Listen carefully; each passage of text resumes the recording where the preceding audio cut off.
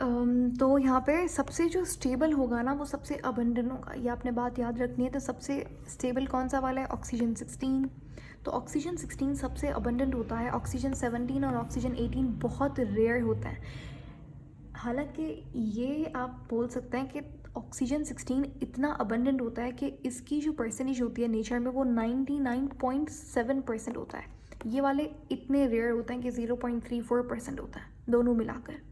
ठीक है, तो समंदर में हर जगह ऑक्सीजन, यानी कि एक तो वाटर की जो हमारे पास पानी हम लोग कंज्यूम करते हैं, यहाँ पे पानी जो भी बनता है वो 16 वाले से बनता है। तो नेचर में सबसे अबंडेंट 99.7% होता है ऑक्सीजन 16।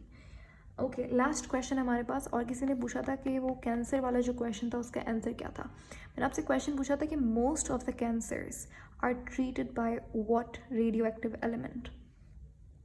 तो उसका आंसर था कोबाल्ट 60।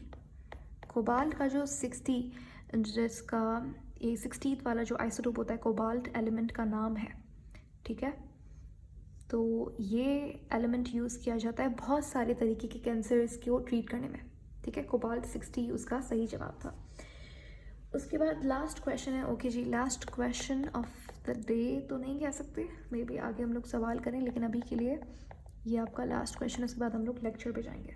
बताइए कि हमारे पास किसी भी एक स्पेसिफिक टाइप ऑफ एटम, या फिर मैं आपको दे दूं कि अच्छा ये एटम है, ये हाइड्रोजन का एटम है समझ लीजिए, तो ये एक स्पेसिफिक काइंड ऑफ एटम हो गया। या फिर चले एटम नहीं तो हम लोग कहते हैं कि ये हमारे पास एक न्यूक्लियस है जो मैंने आपको स्पेशल दिया है। तो किसी भी पर्टिकुलर काइंड ऑफ एटम या न्यूक्लियस की आप बात करते हो तो उसका एक टर्म उसके लिए यूज़ होती है। वो क्या टर्म होती है?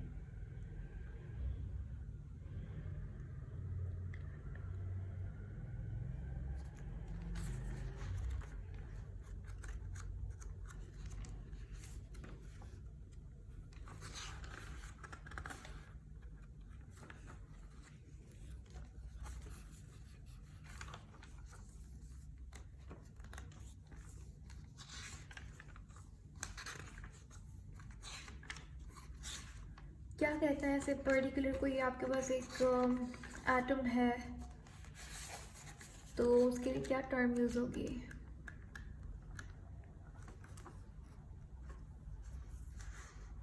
Okay, start with an. मैं ऑप्शंस नहीं दे रही यहाँ पे।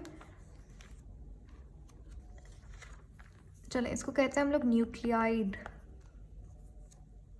ठीक है, क्या कहेंगे इसे हम लोग? न्यूक्लियाइड। अगर आपसे पूछा जाए number of proton, number of neutron is equal to atomic mass, इतना हमें पता है। लेकिन नंबर ऑफ प्रोटॉन और न्यूट्रॉन का एक दूसरा नाम होता है, इसको क्या कहेंगे?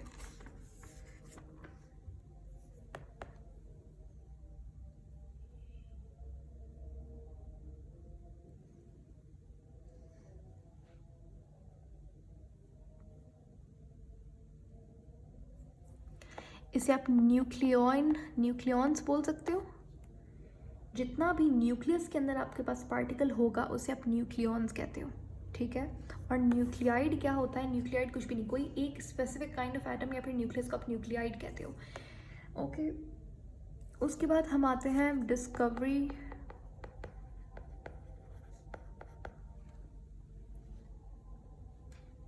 ओके, लास्ट क्वेश्चन हमारे पास। ये एक इम्पॉर्टेंट चीज़ है जो मुझे लगता है आपको पता होनी चाहिए। एक AMU, ये क्वेश्चन भी आया हुआ है कि एक AMU कितने केजीज़ के बराबर होता है? तो 1.66 मल्टीप्लाइड बाई 10⁻⁻27 केजीज़, तकरीबन उतना ही मैस है जितना कि प्रोटॉन या फिर न्यूट्रॉन का मैस होता है। तो 1.66 multiplied by 10⁻⁻27, this is the value of AMU in kg. This is important. उसके बाद हम बात करते हैं, अब हमारा चैप्टर शुरू हो रहा है। वो पहला हमारा जो टॉपिक है वो है डिस्कवरी ऑफ प्रोटॉन। अच्छा, यहाँ पे आपको 2-3 चीज़ें नोट कर लीजिए कि electron, proton, atom, neutron, radioactivity और artificial radioactivity radioactivity. पहले हम बात करेंगे डिस्कवरीज के बारे में।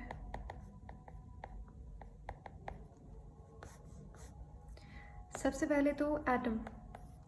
Atom was discovered by whom?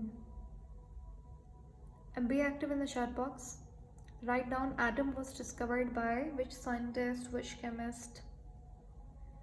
Good, very good. Atom was discovered by John Dalton. John Dalton ने सबसे पहले एटम को डिस्कवर किया था। उसके बाद हमारे पास इस तरीके से आहिस्ता आहिस्ता एक एक particle, of course with a gap of few years, एक एक पार्टिकल डिस्कवर होता गया। तो प्रोटॉन की डिस्कवरी किसने की थी हमारे पास? एक और भी ऐड कर लेते हैं, न्यूक्लियस। प्रोटॉन को डिस्कवर किसने किया था?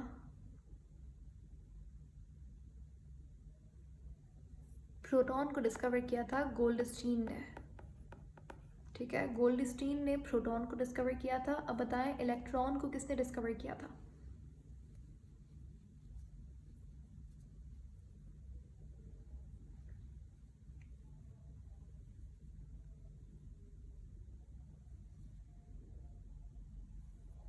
Electron was discovered by J Thomson. उसके बाद न्यूक्लियस किसने डिस्कवर किया था?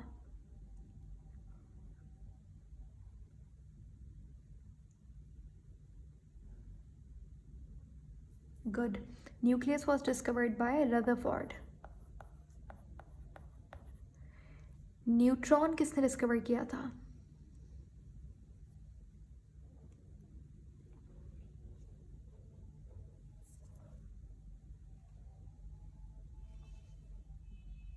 हाँ, तो न्यूट्रॉन डिस्कवर किया था जेम्स चैडविक ने।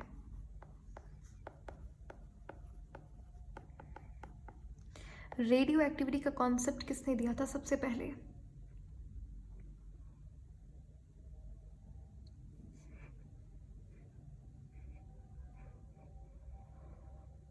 Henry.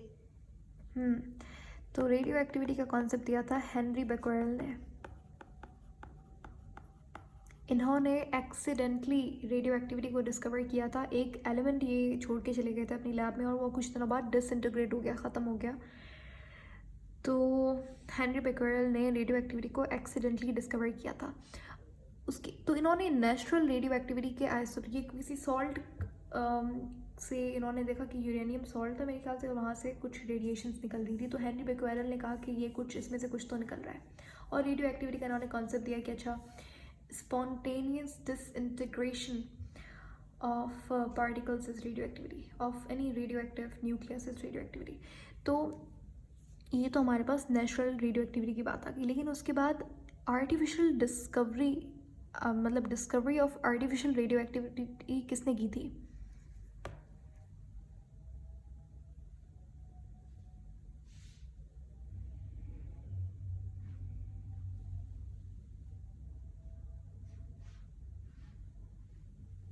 Exactly, artificial radio activity के ऊपर काम किया था मैरी क्यूरी ने, और इनके हस्बैंड थे पेरी क्यूरी। इन दोनों ने आर्टिफिशियल रेडियो एक्टिविटी पे बहुत काम किया, बल्कि मैरी क्यूरी ने ही सबसे पहला radio active isotope discover, radio active element discover किया था। कौन सा एलिमेंट था वो जिन्होंने डिस्कवर किया था? सबसे पहला radioactive element to be discovered was by Marie Curie. कौन सा एलिमेंट था? रेडियम। ठीक है, ये आपने याद रखना है कि रेडियम जो है वो इन्होंने डिस्कवर किया था।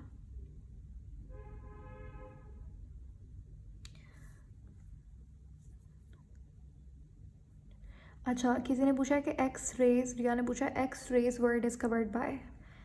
हाँ, किसी को पता है X rays first were discovered by whom? तो ये बेसिकली इनको एक्स रेज को इसीलिए रोएंटगन रेज भी कहा जाता था, क्योंकि ये डिस्कवर की थी रोएंटगन ने। ओके, तो ये तो हमारी हो गई डिस्कवरीज। उसके बाद हमारे पास एक टॉपिक है छोटा सा,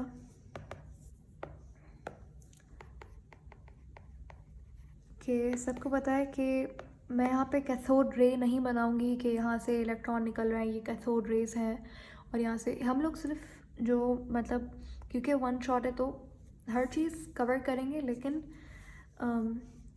इस तरीके से कि थोड़ा सा टाइम हमारा सेफ हो और क्विक भी हो। तो जब बात आती है कैथोड रेस की, तो सबको पता है कैथोड रेस कौन सी होती हैं। देखो दो तरीके की हमारे पास, अब बात करते हैं दो तरीके की रेस से, कैथोड रेस और anode rays. Basically cathode rays discover हुई, फिर हमें पता चला कि अच्छा जो एलिमेंट मूव कर रहे थे वो इलेक्ट्रॉन थे, और इसीलिए जब इलेक्ट्रॉन तेज़ी से मूव करते हैं तो वो कैथोड रेस, उन्होंने कैथोड रेस इसीलिए नाम दिया था क्योंकि वो कैथोड से निकल रहे थे। बेसिकली वो थे क्या, वो थे मूविंग इलेक्ट्रॉन्स, ठीक है। और कैथोड रेस हमारे पास कौन सी होती हैं,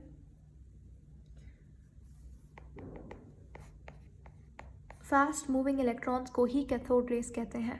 और रही बात एनोड की, तो एनोड हमारे पास फास्ट मूविंग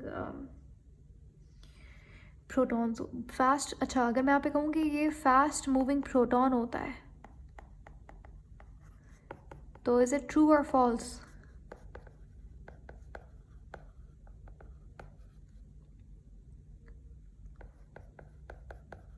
ये तो बिल्कुल ठीक बात है कि अच्छा कैथोड रे थे तो ये फास्ट मूविंग इलेक्ट्रॉन है। कैथोड रेस का दूसरा नाम जो था वो क्या था, वो कैनाल रेस था। ये एक एक पॉइंट जो मैं आपसे डिस्कस कर रही हूँ ये बहुत इम्पॉर्टेंट है। हाँ जी बताइए, कैथोड रेस आपको जस्ट ट्रू और फॉल्स लिखना है, तो बताओ कैथोड रेस तो फास्ट मूविंग इलेक्ट्रॉन्स होते हैं, लेकिन एनोड रेस क्या ये फास्ट मूविंग प्रोटॉन होता है? ट्रू और फॉल्स? फॉल्स क्यों है? जब ये कैथोड रेस कैथोड से निकल रही हैं तो ये फास्ट मूविंग इलेक्ट्रॉन हुए। एनोड रेस पे पॉजिटिव चार्ज होता है, याद रखना, एनोड रेस पे पॉजिटिव चार्ज तो होता है, तो मैं क्यों नहीं कह सकती कि ये फास्ट मूविंग प्रोटॉन्स होता है। कैथोड रेस पे पॉजिटिव नेगेटिव चार्ज होता है, एनोड रेस पे पॉजिटिव चार्ज होता है।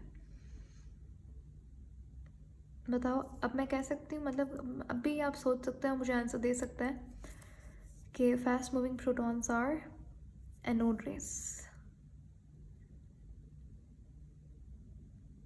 देखो ये बात तो बिल्कुल सही है कि जो कैथोड रे है उसमें नेगेटिव चार्ज है, एनोड रेस पे पॉजिटिव चार्ज है, लेकिन अगर मैं कहती हूँ fast moving protons are anode rays तो ये फॉल्स होगा। क्यों? इस पे तो पॉजिटिव चार्ज है, ये प्रोटॉन ही तो होंगे। ऐसा नहीं है। प्रोटॉन कहाँ पे होता है? प्रोटॉन होता है न्यूक्लियस के अंदर, और न्यूक्लियस को तोड़कर क्या प्रोटॉन चलेगा? ऐसा नहीं होता। न्यूक्लियस को तोड़ने के लिए बहुत ज़्यादा फोर्स चाहिए होती है। तो बेसिकली जो एनोड रेस होती है वो होता, उसके ऊपर होता तो पॉजिटिव चार्ज है, लेकिन वो फास्ट मूविंग प्रोटॉन नहीं होता, वो फास्ट मूविंग न्यूक्लियस होता है। ये बात बहुत सारे लोगों को कंफ्यूज करती है, लेकिन इसके पीछे रीज़न ये होता है।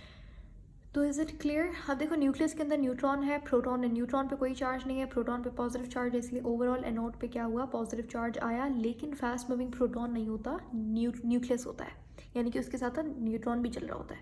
इलेक्ट्रॉन का क्या है, वो तो वैलेंस शेल में होता है, शेल्स में होता है, कभी भी एमिट होकर बाहर आके मूव कर सकता है इस तरीके से, थोड़ी सी एनर्जी दो बाहर आके इस तरीके से मूव करेगा। लेकिन एनोड बेचारा वो थोड़ा, प्रोटॉन उसके अंदर है, न्यूक्लियस के अंदर है, न्यूक्लियस के अंदर strong nuclear charge, strong nuclear force होती है और वीक न्यूक्लियर फोर्स भी होती है, तो वहाँ से निकलना थोड़ा सा मुश्किल है, तो इसीलिए न्यूक्लियस पूरा का पूरा ट्रैवल करता है। Is this clear? ये पॉइंट समझ आ गया? यहाँ तक कोई कन्फ्यूजन, कोई क्वेश्चन?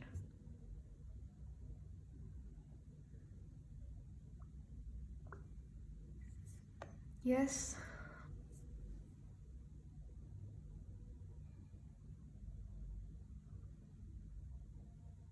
No questions? ओके, तो ये बात आपको समझ आ गई कि अच्छा ये फास्ट मूविंग इलेक्ट्रॉन्स है, ये फास्ट मूविंग न्यूक्लियस होता है। कैथोड रेस का दूसरा नाम है कैनाल रेस। कैनाल रेस इसीलिए बोलते हैं क्योंकि कैनाल के अंदर जैसे पानी नहीं फ्लो करता, तो उसी तरीके से कैथोड रेस भी फ्लो करके ऐसे तेज़ी से जा रही होती है, बिल्कुल एक वेव ऑफ पानी की जो एक वो होती है इस तरीके से, इसीलिए इनको कैनाल रेस ऐसे नाम दे दिया। ठीक है। अच्छा, आप सबने पढ़ा है कि जब कैथोड की डिस्कवरी हुई तो यहाँ पे हमारे पास क्या था, जो एनोड थी उसके अंदर क्या थी, परफोरेशंस थी, ऐसे होल्स थी, और इलेक्ट्रॉन यहाँ पे मूव करके गया और यहाँ पे स्ट्राइक किया तो यहाँ पे शाइन प्रोड्यूस हुई। तो इन्हें पता लगा कि अच्छा ये जो कैथोड रेज है इनमें से कोई पार्टिकल मूव कर रहा है, और ये जब एनोड के पीछे जाके स्ट्राइक कर रहे तो यहाँ पे कोई फ्लोरेसेंस प्रोड्यूस हो रही है। और आपको पता होगा यहाँ पे हमने कोई फ्लोरेसेंट मटेरियल की कोटिंग की हुई होती थी। क्वेश्चन आया हुआ है एमडीकैट के अंदर और बहुत जगहों पे कि बताइए ये जो कोटिंग होती है जनरली किस एलिमेंट की, किस कंपाउंड की, किस सब्सटेंस की कोटिंग होती है।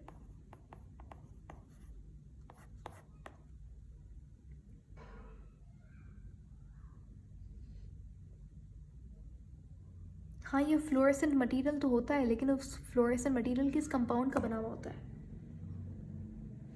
तो ये इसका आंसर क्या होगा, जिंक सल्फाइड। जिंक सल्फाइड होता है इसके अंदर, ठीक है, इसके पीछे नॉट एल्यूमिनियम, जिंक सल्फाइड, ठीक है। ZnS होगा, C नहीं। अच्छा, उसके बाद हमारे पास आपने सुना होगा E/m रेशो। E/m रेशो क्या होता है, जैसे हर चार्ज का अपना E/m रेशो होता है। E का मतलब क्या है, चार्ज अपॉन मास रेशो को E/m रेशो कहते हैं। और हर चार्ज पार्टिकल का अपना E/m रेशो होता है, हर एलिमेंट का अपना E/m रेशो होता है। अगर हम बात करें, देखो आपको याद होगा जब भी हमने पढ़े थे फर्स्ट ईयर के अंदर, मैट्रिक वगैरह के अंदर, डिस्चार्ज ट्यूब लेते थे, वहाँ पे कोई गैस भी फिल की जाती थी और वहाँ पे जो वोल्टेज है, अब क्योंकि गैस हमें पता है इंसुलेटर है, लेकिन उसमें से हमें इलेक्ट्रिसिटी कंडक्ट करवानी होती थी। इस ट्यूब को ना हम कनेक्ट करते थे बैटरी से, याद आ रहा है। तो ये गैस क्योंकि इंसुलेटर है तो इसमें से हमें करंट पास करवाना है, तो हमें इसको कुछ कंडीशंस देनी होगी। वो क्या थी, वोल्टेज बहुत ज़्यादा हाई रखना है हमें, तकरीबन 5000 वोल्ट जितना, और जो इसको हमें करंट देना था वो हम लोग देते हैं और ये कंडक्ट करता है। इसके अलावा एक और चीज़ आपने याद रखनी है, इसका जो टेम्परेचर था वो आपने लो रखना है, वोल्टेज बहुत हाई होगा। टेम्परेचर आपने नहीं कंसिडर करना होता यहाँ पे, आपको जस्ट एक चीज़ याद रखनी है, वोल्टेज आपने हाई लेना है और प्रेशर, हाँ जी, प्रेशर जो है वो लो लेना है। लो प्रेशर पे और हाई वोल्टेज पे गैस एज अ कंडक्टर काम करती है। इतना ज़्यादा अच्छा कंडक्टर नहीं होता वो ऑफ कोर्स, क्योंकि गैस एक प्योर इंसुलेटर है, सही है। आपने जस्ट इतनी बात याद रखनी है कि जो हम लोग डिस्चार्ज ट्यूब के अंदर गैस लेते थे, ठीक है, तो जो गैस आपको पता है, और यहाँ पे इलेक्ट्रिसिटी कंडक्ट करवानी होती थी। ऐसा ही होता था ना, डिस्चार्ज ट्यूब को आप बैटरी के साथ कनेक्ट करते थे, जब करंट फ्लो होता था तो फिर कैथोड से इलेक्ट्रॉन निकलता था और वो फास्ट मूव करता था, उसे हमने कैथोड रेज बोल दिया। अब ये जो गैस है ये तो एक इंसुलेटर है, इसमें से इलेक्ट्रॉन कैसे गुजरेगा, वो तो एक इंसुलेटर है, कंडक्ट ही नहीं करेगा। तो इसीलिए गैस को एक कंडक्टर बनाने के लिए आपको दो चीज़ें, दो कंडीशंस देनी होती थी। वोल्टेज आपने हाई रखना है, प्रेशर आपने लो रखना है, ठीक है। वोल्टेज तकरीबन 5000 वोल्ट जितना हाई होता है और प्रेशर लो होता है। तो ये दो कंडीशंस होती हैं जिससे आप गैस को एक कंडक्टर की तरह काम करवा सकते हैं। याद हो जाएंगी, high voltage low pressure, high voltage low pressure, ठीक है। तो अब आपने एक चीज़ याद रखनी है कि कैथोड रेस के अंदर इलेक्ट्रॉन होता है, ठीक है। अब वो जो इलेक्ट्रॉन का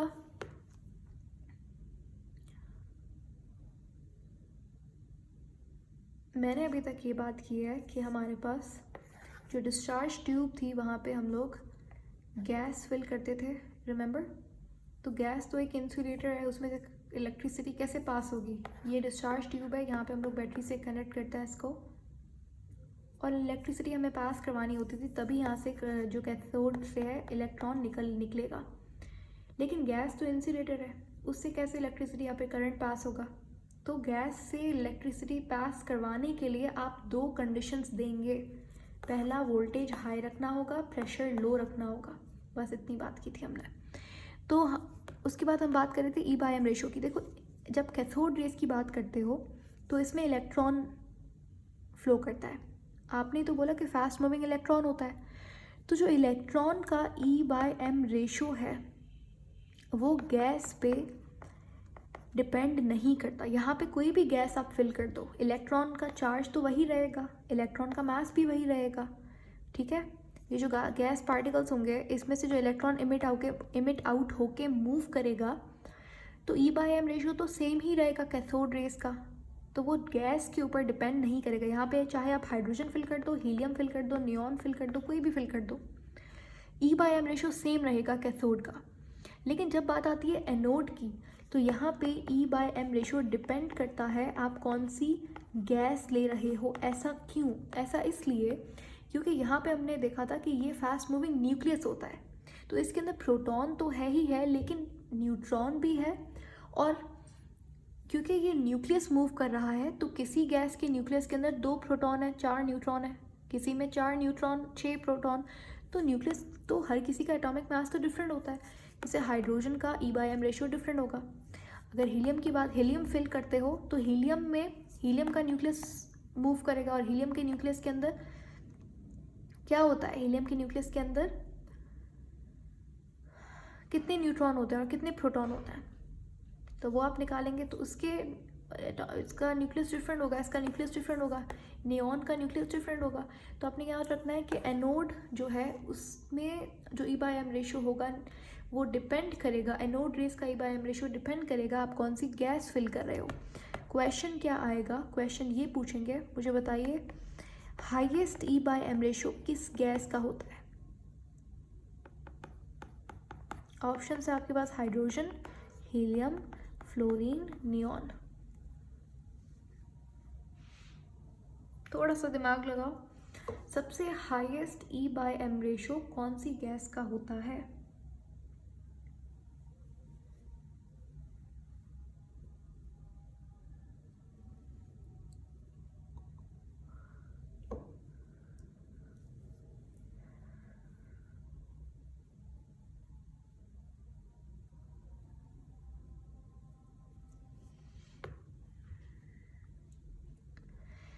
देखो डिनोमिनेटर में क्या है? डिनोमिनेटर में मास है।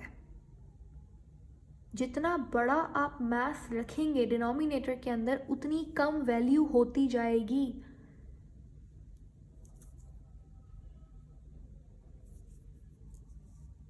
मैं आपको इनके मासेस भी बता देती हूँ। हाइड्रोजन का मास कितना होता है? 1 AMU। हीलियम का मास होता है 4 AMU। ठीक है, हाइड्रोजन का 2 होता है अगर डायटोमिक फॉर्म ले रहे हो तो। 2 AMU, 4 AMU। फ्लोरीन का क्या हो गया? फ्लोरीन का होता है 19 AMU। नियॉन का कितना होता है? 20 AMU। ठीक है, तो जितना आप देखो ये जो है ये डिनोमिनेटर में जाएगा और E/m रेशो कम हो जाएगा। ऐसा ही है ना, डिनोमिनेटर में जितनी बड़ी वैल्यू होगी उतनी वैल्यू ओवरऑल कम होगी। तो आपको नहीं लगता कि हाइड्रोजन जो है उसका सबसे हाईएस्ट E/m रेशो होगा? तो ऐसा ही होता है, हाइड्रोजन का सबसे हाईएस्ट E/m रेशो होता है। Is that clear?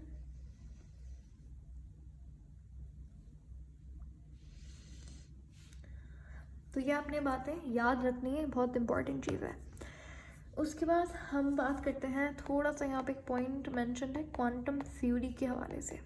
तो ये था discovery of proton, discovery of neutron. बाकी आपको पता है कि cathode anode rays move in the straight line. इनका पार्टिकल नेचर होता है, ये एक व्हील को रोटेट कर सकती हैं। इनके ऊपर कैथोड के ऊपर नेगेटिव चार्ज होता है, एनोड रेस के ऊपर पॉजिटिव चार्ज होता है। कैथोड रेस स्ट्रेट लाइन में मूव करती हैं। कैथोड रेस कैथोड से निकलती हैं, एनोड की तरफ मूव करती हैं।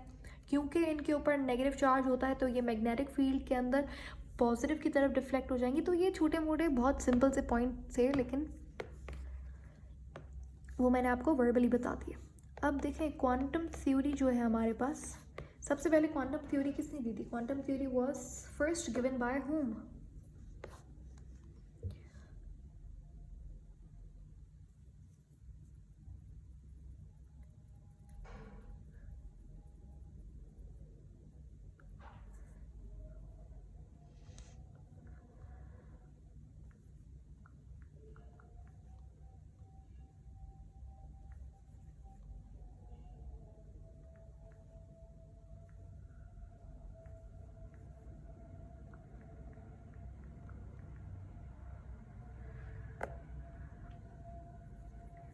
हाँ जी, क्वांटम थ्योरी किसने दी थी?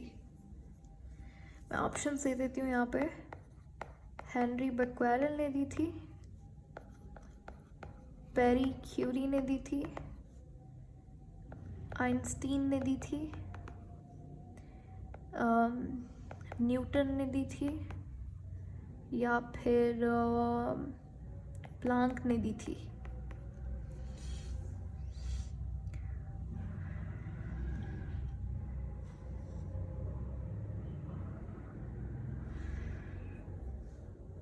गुड। तो क्वांटम थ्योरी किसने दी थी हमारे पास? मैक्स प्लांक ने। ठीक है, मैक्स प्लांक ने सबसे पहले क्वांटम थ्योरी दी थी। इसने कहा था कि जो हमारे पास अब इनकी स्टेटमेंट क्या थी? इनकी स्टेटमेंट ये थी, इन्होंने कहा था कि ये हमारे पास एक एटम है, ये जो इलेक्ट्रॉन है ये एनर्जी इमिट हर वक्त नहीं करता। ये एनर्जी इमिट तब करता है जब या तो इलेक्ट्रॉन जंप करता है, अपनी एक्साइटेड स्टेट में जाता है, तब ये एनर्जी क्या करता है? इमिट एब्जॉर्ब करता है। ठीक है, अपने हायर एनर्जी लेवल में जाने के लिए ये एनर्जी को एब्जॉर्ब करता है, और दोबारा से बहुत माइक्रो सेकेंड्स बाद जब ये अपनी ग्राउंड स्टेट पे आता है दोबारा से, तो ये एनर्जी क्या करता है? ये वही एनर्जी जो इसने एब्जॉर्ब की थी, वो सेम एनर्जी क्या करता है? इमिट कर देता है, एक्स जूल जो भी एनर्जी है। तो बेसिकली प्लांक का आइडिया ये था कि एनर्जी, एक इलेक्ट्रॉन एनर्जी इमिट करता है जब ये अपनी एक्साइटेड स्टेट में जाता है और ग्राउंड स्टेट में जाता है। तो ये डिसकंटिन्यूस मैनर हुआ या फिर कंटिन्यूस मैनर हुआ? क्योंकि देखो, इससे पहले हमारे पास एक साइंटिस्ट आए थे जिनका नाम था रदरफोर्ड। रदरफोर्ड ने कहा था, मैं आपको एक एक करके इनका मॉडल भी पढ़ाऊंगी, atomic models by different scientist. Rutherford ने कहा था कि जो इलेक्ट्रॉन है उनका ये एक ड्रॉबैक था, उनके मॉडल का ये एक बहुत बड़ा ड्रॉबैक था। रदरफोर्ड ने कहा था कि इलेक्ट्रॉन कंटिन्यूसली एनर्जी इमिट करता है, जैसे जैसे वो मूव करता है अपने न्यूक्लियस के इर्द गिर्द, वो एनर्जी इमिट करता है, और एट लास्ट क्योंकि एनर्जी इमिट करता है तो मास आहिस्ता आहिस्ता क्या होता है? ख़त्म होता जाता है, और एट लास्ट वो इलेक्ट्रॉन आके अपने न्यूक्लियस में जाके कोलैप्स कर जाता है। तो एटम इन दी एंड क्या होता है? ख़त्म हो जाता है। ये बात कही थी रदरफोर्ड ने।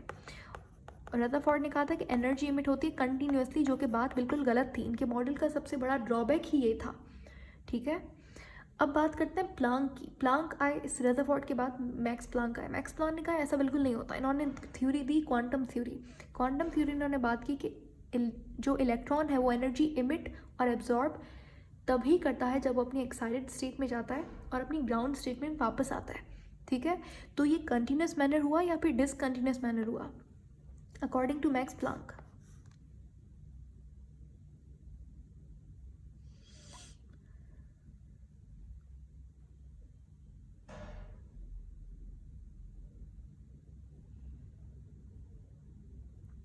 ठीक है, डिसकंटिन्यूस मैनर के अंदर ये एनर्जी इमिट करता है। और किस फॉर्म के अंदर इलेक्ट्रॉन एनर्जी इमिट करता है? फोटॉन्स की फॉर्म में। ठीक है, एनर्जी पैकेट्स जिनको कहता है। और इसका फॉर्मूला इन्होंने दिया था E=h μ। एनर्जी जो इलेक्ट्रॉन से निकलती है वो बराबर होती है h μ के। h हमारे पास क्या है? इन्होंने अपना एक कांस्टेंट दिया था, प्लांक्स कांस्टेंट, और म्यू जो होता है वो क्या होता है? म्यू सैम्पल होता है किस चीज़ का? फ्रीक्वेंसी का। ठीक है, चले आज तक इतना ही काफ़ी है। मैक्स प्लांक की वैल्यू क्या होती है? मैक्स प्लांक कांस्टेंट की। ओके, आज हमने ये सारी चीज़ें कवर की हैं। आई थिंक हमने इतना ज़्यादा भी नहीं पढ़ा, इतना कम भी नहीं पढ़ा। ओके, ठीक है। अच्छा, एक और चीज़ आपने याद रखनी है, मैक्स प्लांक कांस्टेंट की वैल्यू क्या होती है? 6.625। 6.625 मल्टीप्लाइड बाय 10⁻⁻34 यूनिट क्या होता है मैम प्लांक्स कांस्टेंट का? ये 2-3 बहुत इंपॉर्टेंट एमसीक्यूज मैं लिखवा रही हूँ, सुन लीजिए लास्ट। प्लांक्स कांस्टेंट की वैल्यू क्या होती है? मैं ये चीज़ जिसको नहीं समझ आई मैं ये चीज़ रिपीट करूँगी, so don't leave the class, क्योंकि we need to complete this any how today, and then कल हम लोग नया टॉपिक शुरू करेंगे। ऐसा नहीं कि मैं ये कल रिपीट करूँगी, no, it's a long chapter, so have some patience. या मैक्स प्लांक नहीं आ रहा समझ? Just wait for 2 minutes, I will repeat it, don't worry, अभी ही रिपीट कर लेंगे। चलें, प्लांक्स कांस्टेंट का यूनिट क्या होता है? मैं यहाँ पे ऑप्शन दे रही हूँ आपको, joule, joule per second, joule second, joule per metre. Please repeat कर लो। Okay done, fine. Planck's constant की वैल्यू क्या होती है? ये जूल पर मीटर है, ये जूल पर सेकंड है, और ये जूल है, और ये जूल सेकंड है। जूल सेकंड इसका सही जवाब होगा।